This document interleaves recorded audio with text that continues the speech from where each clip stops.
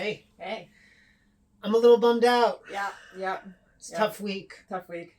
Akira Toriyama's gone.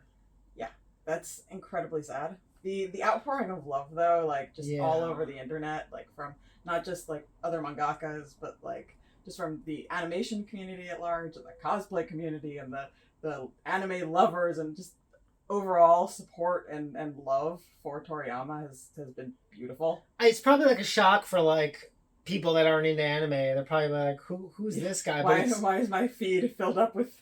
But it's it's as if when Stan Lee died, or Walt Disney, or any just titan of the thing that they were in, uh, you don't get any more influential in a medium than Akira Toriyama. I mean, he was, I was thinking about it before we talked about the show, and he really is to like mangakas in the modern anime era. He's essentially like Gold Roger from One Piece. Like Shonen Jump. Shonen would not exist today the way that it exists now without Dragon Ball. 100%. I mean, everything you watch, from Demon Slayer to My Hero Academia, like to, Bleach, Naruto, One Piece, everything is on the shoulders of Dragon Ball. Absolutely. Dragon Ball was everything. I mean, we already had these clothes. We didn't have to like get them for talking about this. This is like only one of our many, many selections that we could have chosen from. I mean, I almost was like going to bring like numerous figures we had just to show them, but I was like, well, we can do that for another show. But it's like the monumental, just gravitational force of Toriyama and his work is frankly unparalleled in manga and anime, and like it's such a shame that 68's not old, really. For nowadays, like 68 is not that old, and it's just kind of heartbreaking. I mean, Goku will live on, forever. Well, and that's the thing, right? That's kind of the beautiful thing. Like, but yeah, the thing with Toriyama is that like every time that he was truly involved with a Dragon Ball project, it was Dragon Ball, and it like filled your heart with joy because it was his heart that went into it. I know. Well, totally. I mean, so of course, like Dragon Ball, Dragon Ball Z, those are the really big ones, along with numerous movies. But I mean, even later, he took part in Dragon Ball Super. Mm-hmm. He obviously he wrote Resurrection F, which is one of the reasons why that stood out from the newer of Dragon Ball movies. And you're right, the stuff that like you could really tell when it was him, the stuff that he wasn't super involved in showed, like Dragon Ball GT, not as popular because like he had the stuff, he had the vision, he had the style too. One of the great, I think, things for an artist to look at is how his style evolved from Dragon Ball to Dragon Ball Z. Yeah. Like how he started as this very sort of fun, cartoonish, sort of rounded style to this very sharp action style that sort of led the way to so many other like this is how you draw action manga. Well, it's funny was because Dragon Ball Z. It was really actiony and cool, and yet somehow still managed to have this edge of cuteness to it. Yes, everything was cute. Yeah, and obviously when you have like animal characters and stuff, that helps, but like even Goku is adorable while also being badass. Yeah, totally. Well, and it's funny because they do that now in anime in a way that's like very, like they do it on purpose. Like One Punch Man like looks like sculpted and badass, but then when he's playing like an idiot, he's got that big round head, he's like, ooh. And they do that in Mashal too. Yeah, they go chibi or like... But you're right, there's something about Dragon Ball that he could have it both ways. Yeah. He could do it both ways without having to have like an extreme shift in how the character looks for comedy. It's really funny, and like it's so tough talking about this stuff because it almost seems like ridiculous, but like my life fundamentally changed because of Dragon Ball Z. Like I'm pretty sure my best friends in high school we all bonded initially because of Dragon Ball Z. Yeah. Or if we didn't bond initially that way, I have such early memories of that being a part of our lives that, like, it cemented our friendship. Yeah. I mean, you and I bonded exactly. pretty quickly because we both love Dragon Ball Z. Like, you know how many, I mean, it is such a, like all lifters around the world, like, if you ever spent time in a weight room, like, focused on lifting, you have watched Dragon Ball Z in one form or another, even if it's just YouTube videos. Yeah. Like it is such a part of the mentality. And, you know, it's funny too, we were talking earlier about this, and it's like, I've seen so many references to Dragon Ball and Dragon Ball Z in movies over the years, especially foreign films, because it's internationally such a famous thing. Like, there's this old movie called Amores Perros that I remember watching, and there was like a sticker of Goku on some kid's wall. When we watched Boyhood, remember Boyhood? Like, they were playing the early years, like because that one like took place literally over the course of 10, 15 years. Right? Yeah, and it was like the late 90s. Yeah, and it was like, or early 2000s, and it was like Dragon Ball Z, Toonami, and it was like, that was what a kid would have been watching in that era at the time.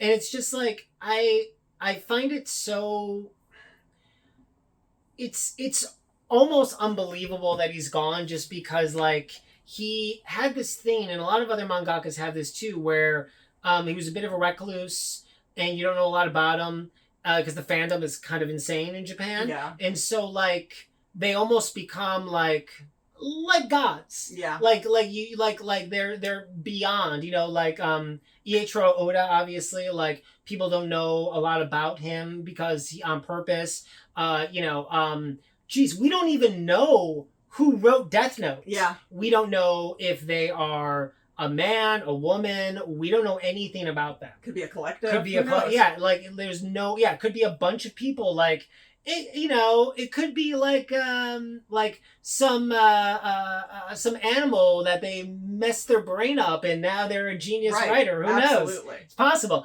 There could be a cat living on a tower growing senzu beans. Totally. It's really no way of knowing. But and I love that. But I think it almost becomes these guys become mythic. Yeah. You know, these mangakas become mythic. But among these mythic creators, Akira Toriyama, stood above them, and like, when you see all the outpouring of messages from them, and the amount of popular mangakas that were like, I wouldn't have been a mangaka without Toriyama. Like, yeah, I mean, it's 100%. And, you know, the ones that really struck me the most is Eiichiro Oda and Masashi Kishimoto, who, of course, Oda, One Piece, Kishimoto, Naruto. They both came out with statements pretty early on. And both of them mentioned the two of them together with Toriyama on certain occasions where they, you know, like, he was like their senpai, and they were so grateful for the time they spent with him. And it's, not only is it like really sweet, but it's like exactly what you want. You know, you want to believe that, like, the guy made One Piece and the guy made Naruto, who just, those two are bros. Yeah. That they also, like, spent time with Toriyama the god over here, and that they were all, like, you know, it was like this like, kind of like beautiful, like, relationship. And it's the stuff that, like, all those movies that they make up history give you, but you know never really happened. You're like, well, you know, Winston Churchill wasn't alive at the same time as this guy, so they weren't hanging out. But it's like, no, this actually happened. Yeah. You know, they were actually all together, and I love that, and it was so fitting too, because, you know, Oda had this really well-written thing, and it was really precise and really wonderful. And Kishimoto was just like all emotions. He's like, I don't even know what to say right now. This is really tough. And you just know, because, you know, Naruto is, like, for me, like, one of the most heart anime of all time. Like, it has so much feelings, and it's like, and it was like really a kind of a personification of that. But it's just so interesting too when you look at both of their creations. You know, they are also heavily inspired by Dragon Ball, and I don't know, I find it really sad. You know, I mean, at the end of the day, like, what this time should be about is recognizing the greatness of Toriyama and being happy that he was able to create not just Dragon Ball, but also Dr. Slump. Yeah. That I don't think is as big in America, but there was a lot of people in. I mean, Dr. Slump was a hit, yeah, especially in Japan before Dragon Ball in the early '80s. And now Sandland, which is like from a while back, but is now like. Yup. Is the anime's out now? Sandland, yeah. The and I think it's a video game. Yeah. And also, I mean, he was character design for Dragon Quest, which is still going on, huge video game series, especially in Japan, and Chrono Trigger, which is one of those like classic games over here in America. And you know, it's just like it's funny because he's also one of those distinctive artists that like there are a few artists in the world where you see anything drawn by them and you know it's them. Yeah. You know, like it doesn't happen much. Like usually you'll see a Picasso and know it's a Picasso. You know, I think also what's his name? The Kirby. Jack Kirby's that way too. I think Rob Liefeld a little too. But Toriyama is through and through that. Like I remember seeing the first time I ever saw an ad for Dragon Quest, I was like, wow, these guys are ripping off Dragon Ball bad, you know, because it was like his style is so distinctive. And I think that's a really hard thing for anybody to like just look and be like, that is Toriyama. That's like clearly his work, even if it's not Goku or Vegeta or Piccolo. But yeah, I mean, I don't even know what I wanted to say other than the fact that I'm really sad and you know, he was the best. And like, I don't know. I just like, I think of all the things that like, it's not just like that everyone watched it, but like all the memes and all the stuff that like contextually, like, I feel like every time I wear a Dragon Ball Z shirt, somebody gives me a nod or somebody is like, or I'll run into someone also in Dragon Ball Z shirt. Like it's so like part of the fabric of really our culture, and not just our culture, but cultures throughout the world. Yeah. It's also, you know, not having to do with Toriyama per se, but it's one of the few anime that I think people accept both sub and dub equally. Yes. And like, and the respect that the dub actors, when we've talked to them, have for Toriyama and like their love for him has always shown so brightly. Oh, 100%. I mean, they really I agree, and they all talk about like the one time they met him because he just like he only came to America once.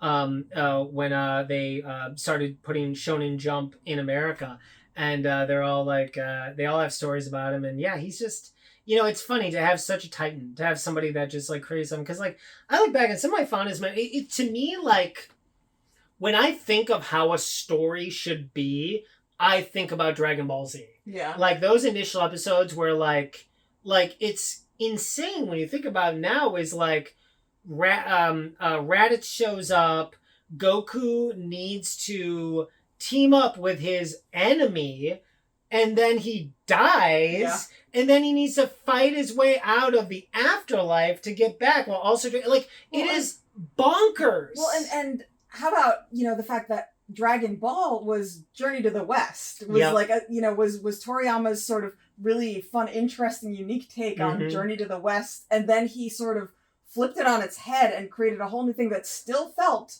you know, still was that world, still felt like that, still had the same characters, but like evolved it in a completely different direction. Well, and he was so smart too, because you're right. Like Dragon Ball was Journey to the West, and like they even made Goku look like the Monkey King. And then when it was time for Dragon Ball Z, he turned it to Superman. Yeah, he, you know, like that is like, I mean, pretty brilliant to like take like two of the best stories of all time across cultures, and you know, and but also make it your own thing, you know, like drawing inspiration from something but making it your own thing. I mean, I think more people know more about how Saiyans work than Kryptonians.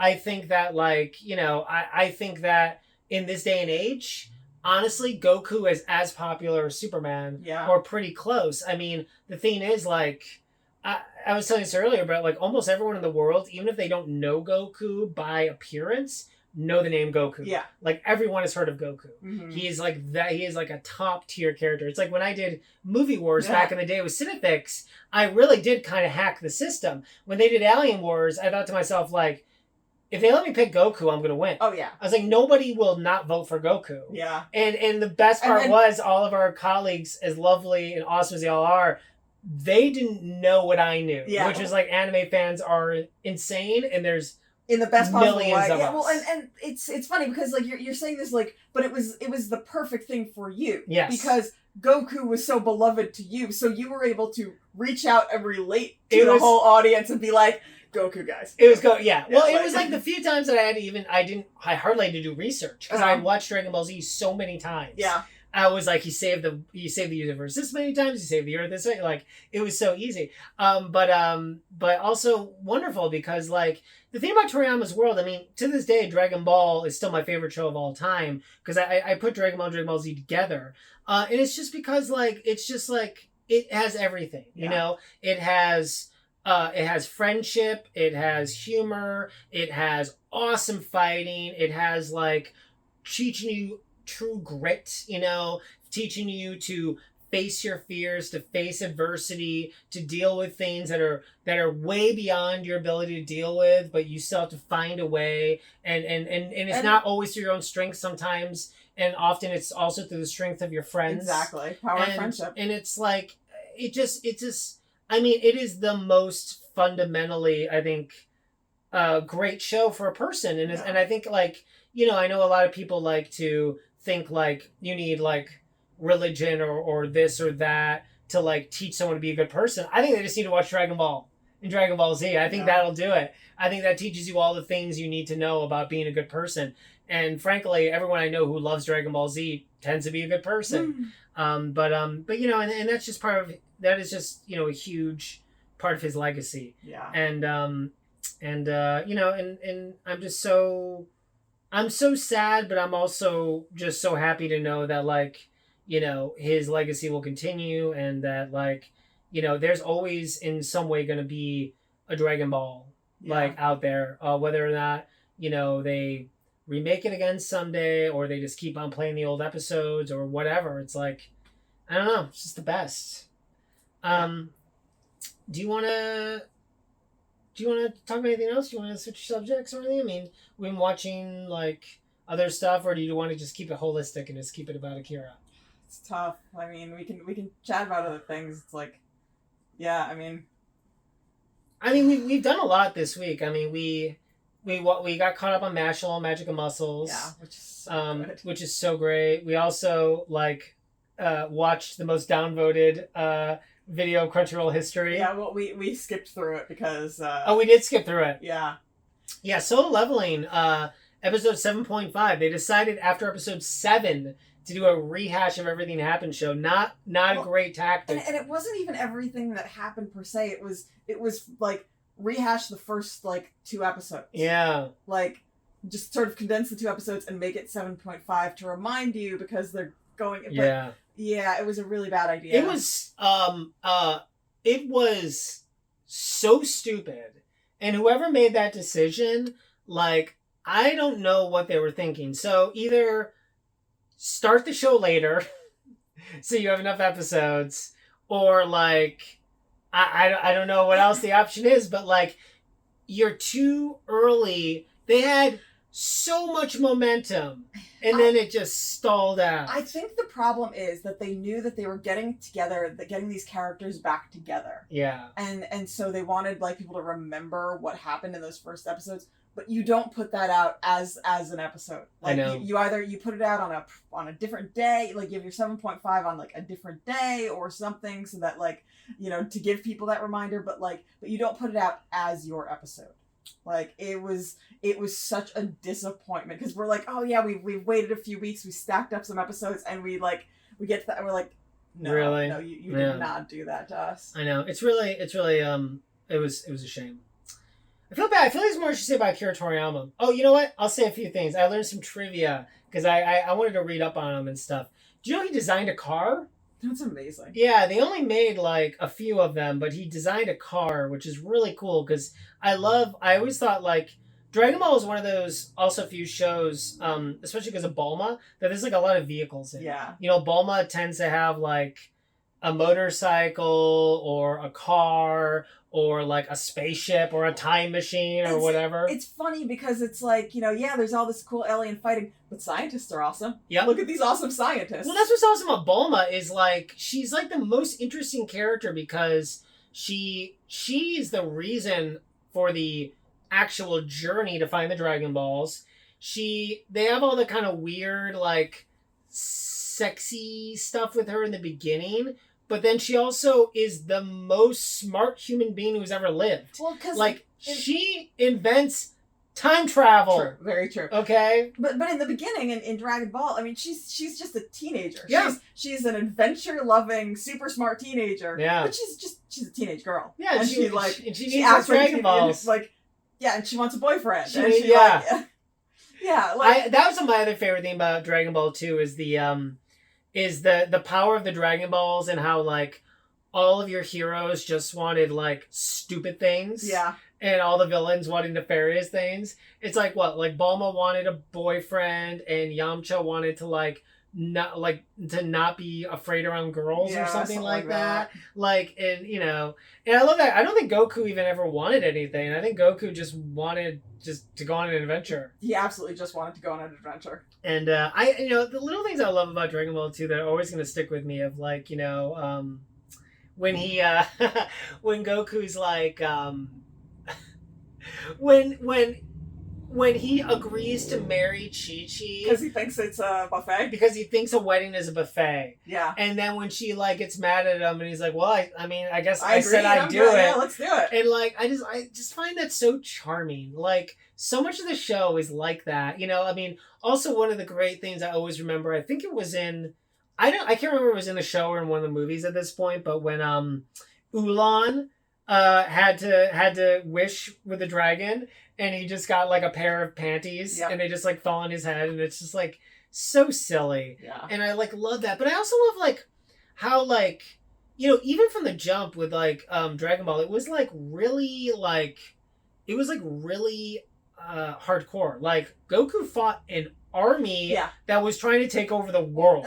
There were a bunch of adult. It's one of those where there's a bunch of adults trying to take out a child. Yeah, and they don't know he's an alien child. No, they don't know he's got like superpowers. They're gonna take out this little kid because he keeps messing up their plans. Yeah, they will kill this child with his power pole. It's so funny too because you look back and you're like, the power pole was like really essential to like early Dragon Ball. Mm-hmm. And he used it like really up until Z, and then by Z he was so fast and the Kamehameha was so powerful he didn't really need it anymore. But like that power pole was like really essential to like the first few seasons. And oh man, I remember when it was also really funny, like talking about the proliferation of Dragon Balls. We touched on, there's obviously Dragon Ball and all the movies. There's also like 1,000 video games. There's like the video games we all played, and then there's like games that they made in Japan over the years. There's like probably over 100 Dragon Ball games at this point. But there's also weird things like, Macy's Thanksgiving Parade has a Goku balloon. Yep. And my friends who don't watch anime and had no idea really much about Dragon Ball now know like what a Kamehameha is and what a Nimbus is because of Fortnite. Yeah. Because they added those things to Fortnite. And it's like, I just love that like they've been able to just expand the IP over the years and all kinds of interesting, decent things. It's really a lot of fun. It's really cool. Now, what to you is like something that you'll always sort of take away from Dragon Ball? Just the purity of it, that it's like it's just goodness. It's a in a lot of ways a good good should triumph over evil. Right. Honestly though, like I think a lot of thing that pulls away is the frustration of when Goku's like, oh yeah, let's let this bad guy stay around so that I can fight him later. Yes. And and the amount of times where his crew has to be like, no, Goku, no. And sometimes they let them live, sometimes they but Goku's way more hardcore in the Japanese version than the American version. In the American version, he's like more bleeding heart. He's like, we need to let them live. We can't go down their level. In the Japanese version, he's just like selfish. He's like, don't kill him. I want to fight him again Yeah. because I literally just live to fight. And you're just like, oh boy. Yeah. But I think that's okay too. I think it's like the tale of two Gokus, and I think that's fine. Also, I love the way that humor is always like interspersed into it. Like Yeah. in both the show and the movies, like I always think about World's Strongest. Yes, World's Strongest where, is like, amazing. the two old guys that like they built the robot. They're gonna take out the strongest guy on the planet. Roshi. Master Roshi. They have no idea of all that's occurred in the many years since they've been underground. Like, oh, it's so fun. What's the one, like the early one where like, what is it? Gohan is like tripping on an apple, like. Oh, that's Dead Zone. Yeah. Yeah, he drinks he eats like the fermented apple or whatever and gets all drunk. Yeah. That's like Baby Gohan stuff is awesome. Like little Gohan was rad. Yeah. I love all that stuff. And that actually brings me to the next thing I want to say is like I always felt too that like the weird sort of like not father son relationship between Piccolo and Gohan was also like really something special. Yeah. In that because it showcased that like that someone can be like a father figure or a mentor to a kid that's not related to them, but that it's like really strength for both of them. I think like we got that later with things like The Last of Us and The Mandalorian. I feel like the stuff that we do a lot in entertainment now, like Piccolo and Gohan were were a version of that way early on. Yeah. And I always thought that their relationship was so cute too because like in Dragon Ball Z, that was thing in Dragon Ball Z it was like Piccolo was terrifying, but he also knew in Dragon Ball. Dragon Ball Z. Piccolo was training Gohan. Oh, okay. Yeah, was terrifying to poor Gohan, but it was because he knew like unfortunately for Gohan, he had to become a weapon. Yeah. And that was also interesting too, is I thought that there was a real interesting sort of analysis of how of what we do to prodigy kids in different cultures. Yeah. Because like people have this false impression that if like a smart kid like accomplishes a ton by the time they're 14, then they'll be like, the freaking Quetzalcoatl Haderach by the time they're 20. And it doesn't work out that way with people. Prodigies. I mean, we have a friend who was a prodigy kid, and usually they just even out and become normal people sooner or later. But that poor Gohan was like that.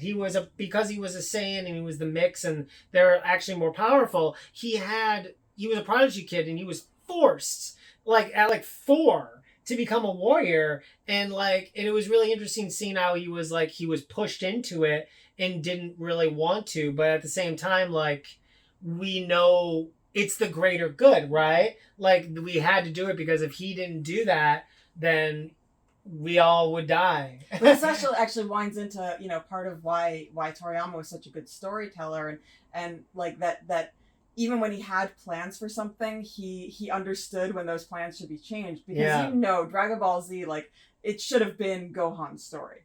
Yes, it should have been like a progressive growth of Gohan and his story, but it wasn't. It didn't. It started off with a lot of Gohan and a lot of Gohan being trained to be the best. Yeah. But then it wound back around to being Goku because it's Goku's story. Well, it's a free market, isn't it? I mean, at the end of the day, the crowd speaks, and I believe what happened was the plan was to make Gohan the leader after Goku died. Yeah. Well, yeah, but it's confusing because you're talking about Dragon Ball Z, and Dragon Ball Z is it's so long. Right. We were talking about him as a child. You're talking about him as a teenager. But I'm talking about in general. What I'm talking about is Toriyama and the way that he was willing to sort of change the idea of what the story of Dragon Ball Z would be. And who would be the star of Dragon Ball Z through. Yeah, I mean it's just Goku is just he's so cool, It's all the Z fighters have their place, but but Goku is Goku. Goku's Goku. I mean, that's the thing. I feel like anytime you lose the core of any story, that's why I think spinoffs are hard. Spinoffs can work. They have worked in the past. But there's also a lot of failed spinoffs. Oh yeah. because you just have to know like what the people are coming back for. Well, for instance, I hate to bring this up because I don't care, but like they ended the Big Bang Theory when Jim Parsons didn't want to do it anymore because they knew ultimately Sheldon was like the character everyone loved the most, and that's why they could make young Sheldon. Yeah. And it would be so popular is because they were aware of like the person that people like the most, and it's just like I know it's a weird way to put it with Dragon Ball, but it's the best I can come up with. But that's the thing, like Dragon Ball will always be Goku's show. And it doesn't mean that he's everyone's favorite character. Yeah. A lot of us love Vegeta the most. A lot of us love Gohan. A lot of us love. I have a friend who like loves Piccolo. Piccolo's like his favorite character. So people love Trunks, especially Future Trunks is such a badass. And so that's the thing. I think like all of us. I personally like kind of like love Krillin like a lot. Like Krillin's great. I think Krillin is like.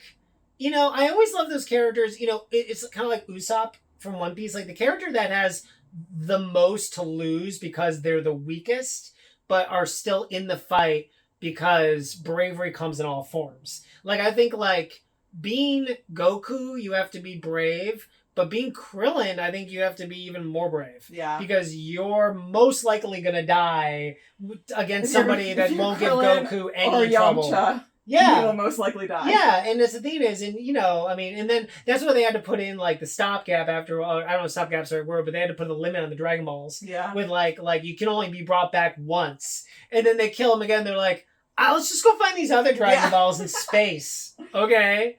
And that's the other thing that, too, is, the thing about Dragon Ball Z, and Dragon Ball in general, is like they most stories, like sequelitis in superhero movies, generally like they'll do a thing where like the hero wins and the next movie is like the hero's downtrodden and the next one is like, oh, the hero can win again. And they do this thing where like they have to get big, little, like an accordion. Like Dragon Ball just kept on getting bigger. Yeah. Like they would just expand the universe to move up. I think the only other anime I can think of off the top of my head that did that, well, it's actually a lot of anime do that, so I shouldn't say anime. Anime actually does that the best. Because they have so much room. But I think they follow the path that Dragon Ball... Exactly. But like Attack on Titan, for instance, did that. Like Attack on Titan started small and just like got so expansive by the end. One Piece, like, it doesn't go to universes, but like, like in the like... One Piece is insane. One Piece just keeps on getting bigger and bigger. Naruto did the same thing. Naruto would like, expand it to like a humongous war at the end. But yeah, and I also want to talk about some other like cultural things. I think there's cultural things too that people might not even know anymore. Like they might not even make direct references because they became so popular. Like, this isn't even my final form is like just a thing you see people say now. Yeah. They might not even necessarily know that that's from Dragon Ball. That is absolutely one. And even just Over 9,000. Over 9,000 is the other one, yeah. Yeah. Oh man, I remember the funniest thing that I don't remember in what context I read it, but apparently Toriyama at some point had forgotten about Super Saiyan 2. Yeah. Like he remembered Super Saiyan 1 and Super Saiyan 3. Yeah. And he had totally forgotten about Super Saiyan 2. Well, it's like how he forgot about Launch. He forgot about Launch. And it totally makes sense. I also love like the story of like they asked him why he stopped drawing, and he like lost his pencil holder, and just decided he didn't want to draw anymore. I was like, that is the craziest story I've ever heard. I mean, I'm sure it was more complicated than that, but I thought that was really funny. But yeah, I know. Beloved pencil holder. I get. Well, it's the thing. Like, if you're, especially like some people. I mean, I don't know if he was superstitious or not. Some people are. But even at like, you got to think if you're spending 15 to 16 hours a day drawing. And that's what you're used to feeling. Like anything else would just feel wrong. Yeah. And you probably wouldn't be able to just like, continually push it out. But yeah, I mean, the good news is like, we'll always have Dragon Ball Z. We'll always have Dragon Ball Super. So many movies, so many video games. The IP will live on. And the people that will take over as time goes on, we know that they have respect for the IP. Because everyone has respect for that. Yeah. And there's another Dragon Ball series coming out. I mean, obviously, I know he had part of like the inception of it. Yeah, and we'll always see the reflection of the stuff he's done in other manga and other anime, because he really is just like, if you had a Mount Rushmore of mangaka, he would be, he'd be right there. What's your favorite Dragon Ball Z movie? Movie? I always it's a tough one for me, because every time I think about it, my first thought is Broly. Broly is so good. Yeah, I just like, yeah. It's just like it's like awesome. It's like the most like badass. Like the fight scene is insane. So I think like in the American version too, they have like Pantera or something. They have like real like actual rock and roll music. It's wild. Broly's such a good villain. They all have to like max out. But I think other than Broly, because I think just Broly's like, it's just the best. I always like Dead Zone. Dead Zone's great. I just thought that like as a movie, like there's something about Dead Zone like that, like the animation and the sound and everything is like, is just really sharp and like really really theatrical. Yeah. Where I feel like some of the movies they later on they felt a little more like the show. Some about Dead Zone that just feels a little elevated, and I always appreciated that. I also have to give it up for Resurrection F. Resurrection F is great. That was like, I don't think I was expecting it to be as good as it was when we saw it. It was like on a big screen too. Yeah. Like, in the theater. It was so like extra there, but yeah. Yeah, and I just don't I mean, there's the cool thing about Dragon Ball movies is there's none I dislike. Yeah. I mean, I think some are better than others. Like I was a little light on Battle of Gods just because it's like it almost feels a little fillery, which is kind of weird. But I also love that, Toriyama came back and wrote it, and it was adorable. I mean, most of it was just them on vacation and then Beerus showing up. It's just not like almost every Dragon Ball Z movie is about the world will come to an end. And I guess it technically was, but it also kind of felt like, I don't know. I just felt like the challenge wasn't as deep for Goku as it was usually. Yeah. But yeah, no, but what about you? Did you say which one was your favorite? I agree. Broly and Dead Zone are definitely, like I said, honorable mention to Resurrection F. Yeah.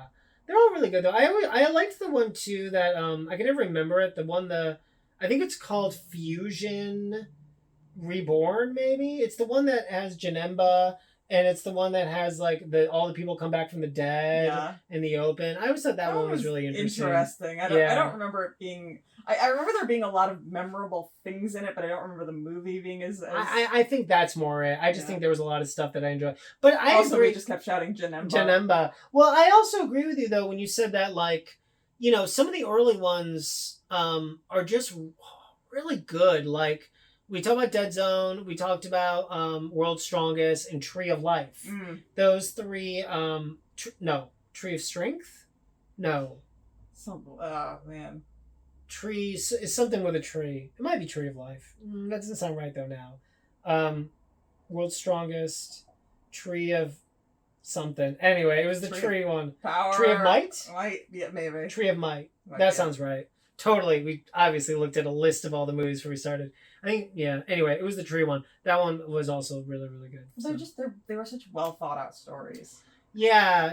Like, they actually they really bothered to make a good story. It wasn't just we're playing off of the fact that people love Dragon Ball and Dragon Ball Z. It was no, here's a really interesting good story that Yeah, and I also feel like after Super Saiyan there was a shift where it was really hard to worry about Goku at all. It was really hard to believe that anyone could beat him. I think that's why I like Broly so much. Yeah. Is Broly felt like the first time after he became Super Saiyan, you're like, uh-oh, wait. This guy's it's because the guy's more powerful than Goku. Well, because you're oh wait, is Goku the legendary Super Saiyan? No. Is this guy. This guy is This guy was made to be the legendary Super Saiyan. Yeah, he's stacked. He's got all the steroids. Oh, I did want to point out that we did we got the McDonald's. Yeah, so we're not gonna get to go to McDonald's unless they extend the thing, but we went to a McDonald's and got this cup though, which we will save forever and cherish. And we're gonna have to download the manga and stuff. I can't wait. Awesome. Well, man. I should play one of the games too. I haven't played a game in a long time. Any of the Dragon Ball games. We used to play all of them. We played like all the Budokai games. Tenkaichi. Oh my And god, so good. the other ones that were more open world are supposed to be amazing. I just kind of like fell out of anime video games, to be honest. Yeah, well, we had a lot of other stuff to do and play. Yeah, but I don't know. I just you know, I'll always cherish Dragon Ball, and one of the things I read not too long ago actually that I bought was during the breaks was the early work of Akira Toriyama. Right. Back his he did a bunch of one shots before Doctor Slump, because he wanted to be an artist and he wanted to, like he graduated high school and his parents wanted him to go to college. And he was like, "Nah, I don't want to. I just want to work." And he was a artist for an advertising company for 3 years, but they fired him mostly because he kept on showing up in casual attire, and I was just like, "I love this. He's such an artist." And then he ended up just kind of like out of nowhere deciding to become a cartoonist, and he was just send stuff to like Shonen and he got a bunch of like one shots and until finally Dr. Slump became a real thing. But I just think that's I love his early work, and it's so crude, and the style's so cartoony, but it's so dope because like you see his style. You do, and then just to look at that, and you see the progression throughout that, and then you see the evolution of it as it like we talked about, even the evolution like from Dragon Ball to Dragon Ball Z. There's the way that like he kept his style but also evolved his style. It's so cool. It's so cool, yeah, because it's so crude in the beginning, and it's very like cartoon. Like I think of like comic strips, like cartoonish. Like everyone's kind of like that chibi look, small and round. I love when he draws himself in things, and he's got that little character that he created. Robo for himself. Toriyama, So Roboyama, good. yeah, he's awesome. Well, anyway, sad news. But I think the outpouring of love is obviously completely earned. I mean, the guy changed everything, and I also think that Dragon Ball Z is like kind of what you judge everything off based on, right? Like I think like a lot of the great ones that we all love, especially the shonen battle stuff, you sort of judge based on Dragon Ball. So I think the ones that are a little more like it are the most successful. The Naruto's, the One Pieces, the the Demon Slayers. I just think that like he just set the mark. Yeah. All right. Well, that's it. It is.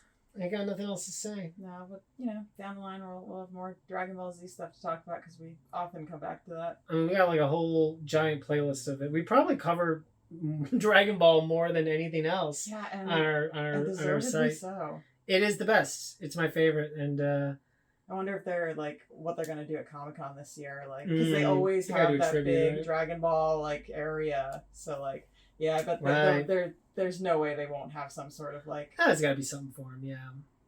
No, I'm sure they'll.